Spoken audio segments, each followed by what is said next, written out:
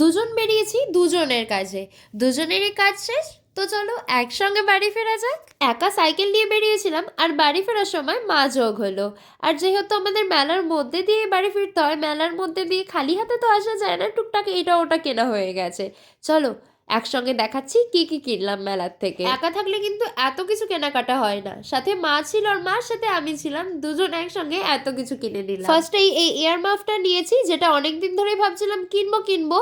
তো এত পুরোনো একটা জিনিস, বাট যেটা আমি প্রথম ইউজ করব এখন। তারপর মেলা থেকে কিছু ক্লিপ, গার্ডার আর কমলা লেবু নিয়ে নিয়েছি। আর মা নিয়েছিল বুদ্ধদেবের এই মূর্তিটা, যেটা মা অনেক দিন ধরেই কিনবে কিনবে করছিল, তো মেলা থেকেই নিয়ে নিলাম। তো চলো অনেক দিন ধরে যেটা করব করব ভাবছিলাম বাট করা হচ্ছিল না, আজকে সেটা করা যাক। বেশ কদিন ধরেই ভাবছিলাম এই লক্ষ্মীর ঘরটা ভাঙবো ভাঙবো, কারণ পুরো ভর্তি হয়ে গেছিল, বাট ভাঙাই হচ্ছিল না। আজকে ফাইনালি ভেঙেই ফেললাম।